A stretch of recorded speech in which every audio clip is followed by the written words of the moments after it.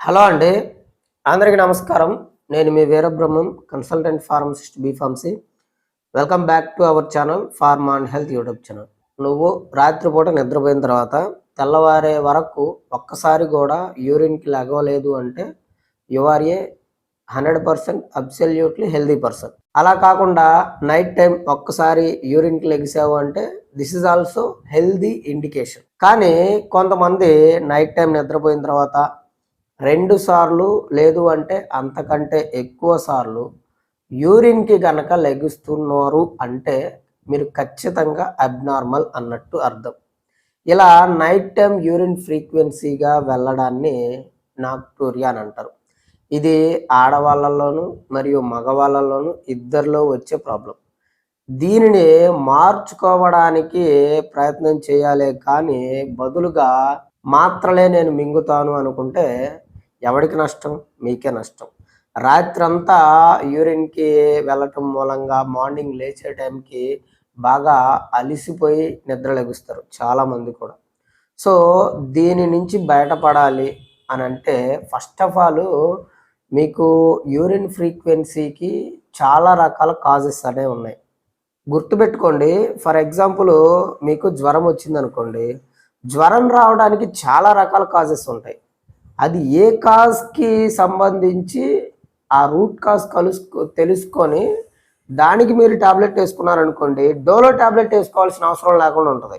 అలా కాకుండా జ్వరం వస్తుంది కదా అని చెప్పేసి జ్వరం టాబ్లెట్ వేసుకున్నంత మాత్రాన మీకు జ్వరం అనేది తగ్గదు. అలాగే ఇక్కడ యూరిన్ నైట్ టైమ్ ఫ్రీక్వెన్సీగా రావడానికి చాలా రకాల కారణాలు ఉన్నాయి.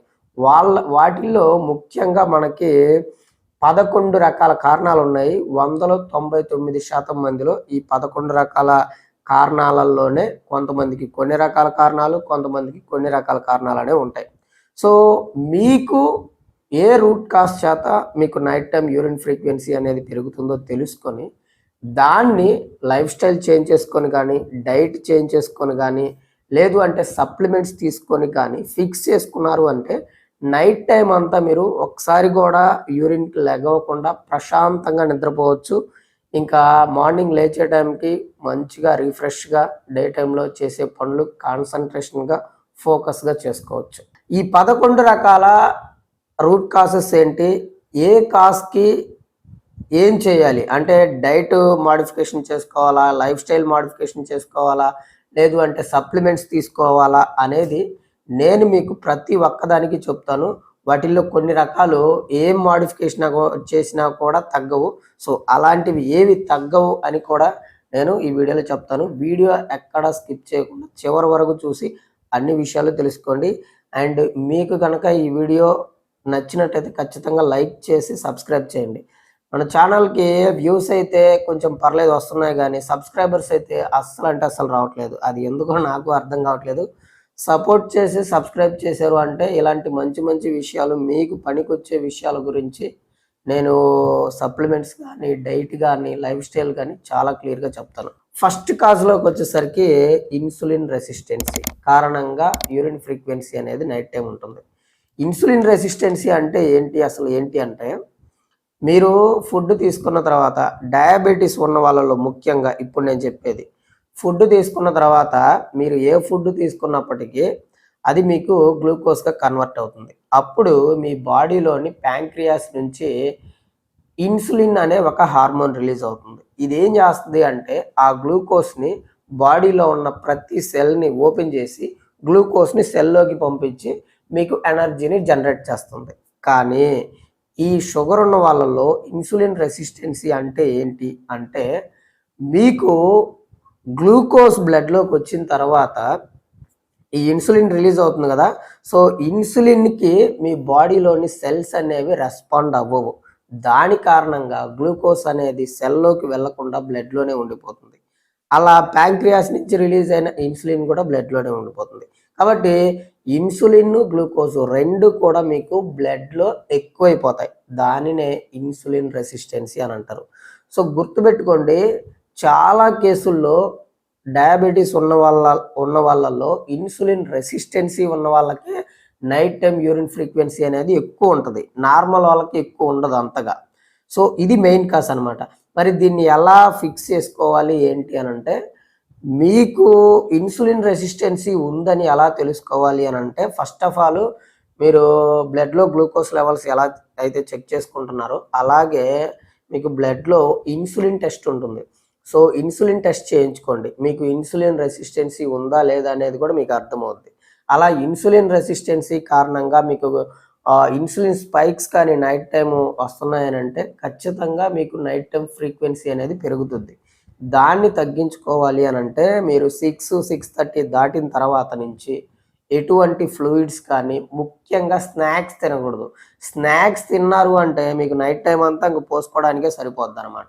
అండ్ కార్బోహైడ్రేట్ ఫుడ్ కూడా సాయంత్రం 6 తర్వాత మొత్తం బంద్ చేసేయాలి, ఫ్లూయిడ్స్ బంద్ చేసేయాలి. మీరు ఇది ట్రై చేయండి.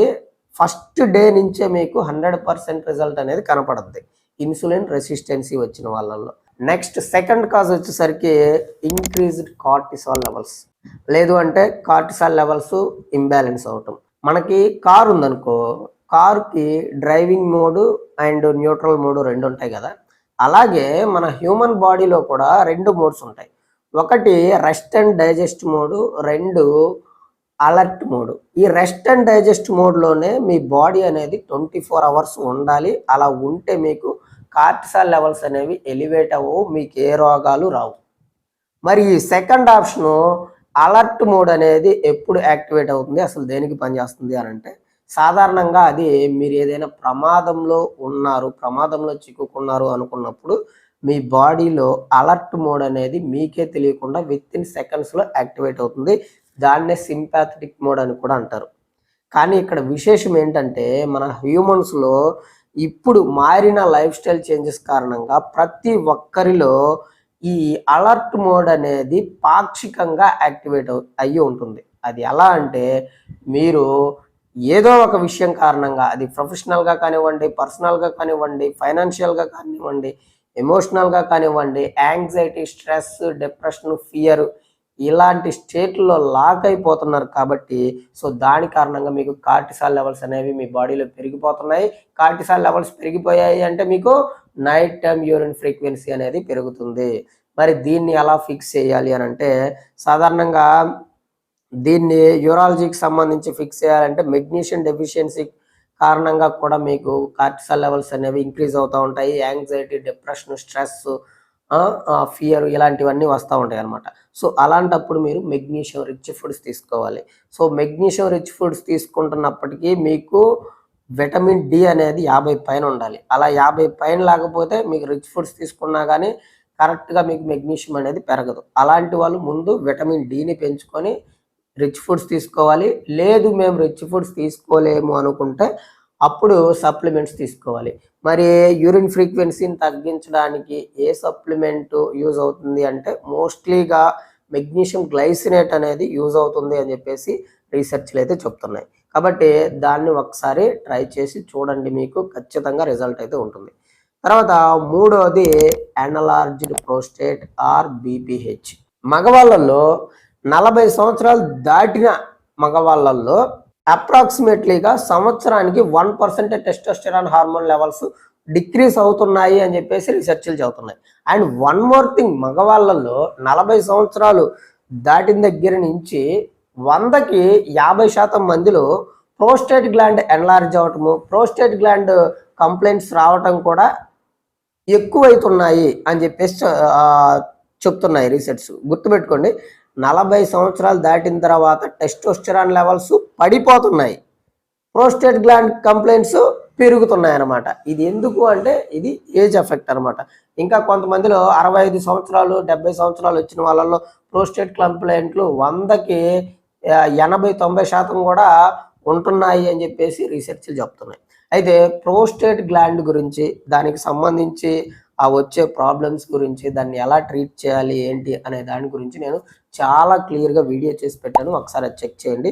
ఇప్పుడు నేను చెప్పేది ఏంటంటే, ఈ ప్రోస్టేట్ గ్లాండ్ ఎన్లార్జ్ అయిన వాళ్ళకు కూడా మీకు నైట్ టైం అనేది యూరిన్ ఫ్రీక్వెన్సీ అనేది పెరిగిద్ది.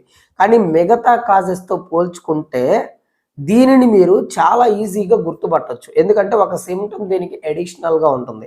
ఆ సిమ్టమ్ ఏంటి అని అంటే, యూరిన్ ఫ్రీక్వెన్సీతో పాటుగా చాలా మందిలో మీకు ఎన్లార్జ్డ్ ప్రోస్టేట్ ఉన్నప్పుడు యూరిన్ పాస్ చేసిన తర్వాత బ్లాడర్ అనేది ఇన్కంప్లీట్ అయిన ఫీలింగ్ అనేది మీకు కలుగుద్ది. అలా కలిగింది అని అంటే మీకు ప్రాబ్లం ప్రోస్టేట్ గ్లాండ్ ఎన్లార్జ్ అయిందని కానీ, లేదు అంటే ప్రోస్టేట్ గ్లాండ్లో ఇన్ఫెక్షన్ ఉందని కానీ, అప్పుడు మీరు యూరాలజిస్ట్ దగ్గరికి వెళ్ళి కన్సల్ట్ అయ్యి దాన్ని ట్రీట్ చేసుకుంటే ఆటోమేటిక్గా మీకు నైట్ టైం యూరిన్ ఫ్రీక్వెన్సీ అనేది క్లియర్ అయిపోతుంది. నాలుగోది urinary tract infections. Urinary tract infections కూడా నైట్ టైం యూరిన్ ఫ్రీక్వెన్సీకి ఒక కాజ్. కానీ ఇది ఆడవాళ్ళలో మగవాళ్ళలో ఇద్దరిలోనూ ఉంటుంది. మగవాళ్ళలో కంటే ఆడవాళ్ళలో ఎక్కువగా ఉంటుంది. సో చాలామంది డాక్టర్స్ దీనికి నైట్రోఫిరాంటైన్ కానీ, కొంతమంది సిట్రాల్కా సిరప్ను కానీ ప్రిస్క్రైబ్ చేస్తూ ఉంటారు అనమాట. దీనికి కారణం ఈకోలై అనే ఒక బ్యాక్టీరియా అనమాట. సో అయితే కొంతమందిలో అది యాంటీబయాటిక్స్ మంచిగా యూజ్ అయ్యి తగ్గిపోతుంది. కొంతమందికి అయితే తగ్గిపోవట్లేదు అనమాట. సో అలాంటి వాళ్ళకి యూరినరీ ట్రాక్ట్ ఇన్ఫెక్షన్స్ని తగ్గించుకోవడానికి మనకి సప్లిమెంట్స్లోకి వచ్చేసరికి క్రాన్బెర్రీ జ్యూస్ అని ఉంటుంది. సో అది ఈ యూరినరీ ట్రాక్ ఇన్ఫెక్షన్స్తో ఎవరైతే బాధపడుతున్నారో దీన్ని యూజ్ చేసుకోవడం వల్ల బెటర్ రిజల్ట్ ఉంటుంది అని చెప్పేసి రీసెర్చ్లు అయితే చెప్తున్నాయి. సో దీంట్లో ఉండే యాక్టివ్ ఇంగ్రీడియంట్ ఏంటి అంటే డిమానోస్ అనే యాక్టివ్ ఇంగ్రీడియంట్ ఉంటుంది. ఇది ఎవరైతే యూటీఐతో బాధపడుతున్నారో వాళ్ళు మార్నింగ్ అండ్ నైట్ 500 మిల్లీగ్రామ్స్ తీసుకోవడం కారణంగా మీకు కంప్లీట్గా యూటీఐ ఇన్ఫెక్షన్ అనేది తగ్గిపోతుంది. ఎలాగా అంటే ఆ ఈకోలై అనే బ్యాక్టీరియాని ఇది ప్రివెంట్ చేస్తుంది, అసలు రాకుండా ప్రివెంట్ చేస్తుంది అని చెప్పి. ఐదవది కిడ్నీ స్టోన్స్. కిడ్నీ స్టోన్స్కి నేను సపరేట్గా చెప్పాల్సిన పని లేదు. కిడ్నీ స్టోన్ ఉన్నప్పుడు నైట్ టైము యూరిన్ ఫ్రీక్వెన్సీ అనేది పెరుగుతుంది. దానికి మాత్రం మీరు కన్సల్టెంట్ యూరాలజిస్ట్ దగ్గరికి వెళ్ళి లోపల ఎంత సైజు ఉందో చూసుకొని దాన్ని రిమూవ్ చేయించుకోవడం కానీ, లేదంటే ఆ సైజ్ కానీ తక్కువ ఉంటే దానికి సంబంధించిన కొన్ని రకాల మెడిసిన్స్ ఉంటాయి, అవి తీసుకొని బాగా వాటర్ తాగి ఆ మెడిసిన్స్ యూస్ చేసుకోవడం వల్ల మీకు కిడ్నీ స్టోన్స్ అనేవి పడిపోతాయి. తర్వాత ప్రాబ్లం అనేది క్లియర్ అయిపోతుంది. ఆరవది sleep disorders like sleep apnea లాంటివి అనమాట. ఈ స్లీప్ యాప్నియా అనేది అందరిలో నైట్ టైం యూరిన్ ఫ్రీక్వెన్సీని కాజ్ చేయదు, కానీ కొంతమందిలో అయితే కాజ్ చేస్తుంది. దీన్ని ఎలా ట్రీట్ చేయాలి, యూరిన్ ఫ్రీక్వెన్సీని ఎలా తగ్గించుకోవాలి అంటే స్లీప్ యాప్నియాకి సంబంధించిన రూట్ కాజ్ని ఫిక్స్ చేసుకున్నప్పుడు మీకు ఆ ప్రాబ్లం క్లియర్ అవుతుంది. సో ఫస్ట్ దాన్ని ట్రీట్ చేసుకోవడానికి ట్రై చేయండి. ఏడవది excessive fluid intake or diuretics తీసుకోవడం కారణంగా. చాలామంది డయూరిటిక్స్ ట్యాబ్లెట్స్ యూజ్ చేస్తూ ఉంటారు. వాళ్ళకి తెలియక పాపం సాయంత్రం 4 గంటలకి 5 గంటలకి అలా వేసుకుంటారనమాట ట్యాబ్లెట్స్. అలా వేసుకున్నట్టయితే మీకు నైట్ టైం అంతా బాత్రూమ్కి వెళ్ళి యూరిన్ పోసుకోవడానికే సరిపోద్ది. సో ఇక్కడ విషయం ఏంటి అంటే డయూరిటిక్స్ అనేది మీకు డాక్టర్స్ ఇండివిజువాలిటీని బట్టి రాస్తూ ఉంటారు. కొంతమందికి కొన్ని సిచ్యువేషన్స్ ఉంటాయి, అలాంటి వాళ్ళకి మాత్రమే సాయంత్రం ప్రిస్క్రైబ్ చేస్తారు. సో అలాంటి వాళ్ళకి కాకుండా రిమైనింగ్ పీపుల్స్ ఎవరైతే ఉన్నారో వాళ్ళందరికీ కూడా మార్నింగ్ వేసుకోవడమే డయూరిటిక్స్ అనేది చాలా మంచిది. ఎందుకంటే డే టైంలో యూరిన్ అంతా పాస్ అయిపోయినా నైట్ టైం మంచిగా నిద్రపోవచ్చు అనమాట. తర్వాత కొంతమంది 6 గంటలు దాటిన తర్వాత ఎక్కువ ఫ్లూయిడ్స్ తీసుకుంటూ ఉంటారు. అలా తీసుకోకూడదు. అలా తీసుకుంటే నైట్ టైము ఎక్కువగా యూరిన్కి వెళ్ళాల్సి వస్తుంది. తర్వాత 8వది లో ADH hormone levels at night. సాధారణంగా యాంటీ డయూరిటిక్ హార్మోన్ అనేది మీకు కిడ్నీ నుంచి యూరిన్ని రెగ్యులేట్ చేయడానికి అది పనిచేస్తుంది. కానీ కొంతమందిలో నైట్ టైము ఈ ఏడిహెచ్ లెవెల్స్ అనేవి తగ్గిపోతూ ఉంటాయి అన్నమాట. సో దాని రెగ్యులేషన్ అనేది ఉండదు బ్లాడర్ మీద.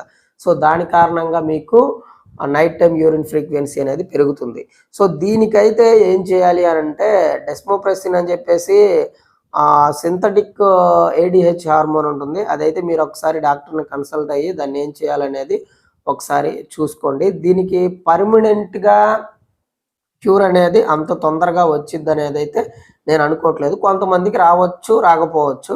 సో అది మాత్రం మీరు ఒకసారి దాని గురించి క్లియర్గా చూసుకొని మాత్రమే మీకు ఏ రూట్ కాసు ఐడెంటిఫై అవ్వనప్పుడు ఈ రూట్ కాస్ అయి ఉంటుంది. 9వది లో పొటాషియం లెవెల్స్. సో గుర్తుపెట్టుకోండి, చాలామందికి డే టైంలో ఫ్లూయిడ్స్, ఈ గ్లూకోజ్కి సంబంధించి షుగర్ లెవెల్స్ డే టైంలో స్టోర్ చేసుకొని బాడీ నైట్ టైంలో రిలీజ్ చేస్తూ ఉంటుంది. ఎవరికైతే పొటాషియం లెవెల్స్ తక్కువ ఉంటాయో వాళ్ళకి ఈ ప్రాబ్లం వస్తుంది అనమాట. సో అలాంటి వాళ్ళు మీరు ఒకసారి పొటాషియం టెస్ట్ చేసుకొని పొటాషియం లెవెల్స్ కనుక మీకు తక్కువ ఉంటే అప్పుడు మీరు పొటాషియం లెవెల్స్ని పెంచుకున్నారనుకోండి, చాలా ఈజీగా మీ ప్రాబ్లం అనేది ఫిక్స్ అయిపోతుంది అనమాట. 10వది హార్ట్ ఫెయిల్యూర్. హార్ట్ ఫెయిల్యూర్ కేసుల్లో అండ్ 11వది క్రానిక్ డిసీజ్, కిడ్నీ డిసీజ్. ఈ 2 కేసుల్లో నైట్ టైమ్ యూరిన్ ఫ్రీక్వెన్సీ ఉండటం అనేది చాలా సాధారణము. ఇవి 2 కూడా క్రానిక్ డిసీజెస్. వీటికే క్యూర్ ఉంటుంది అని చెప్పలేము.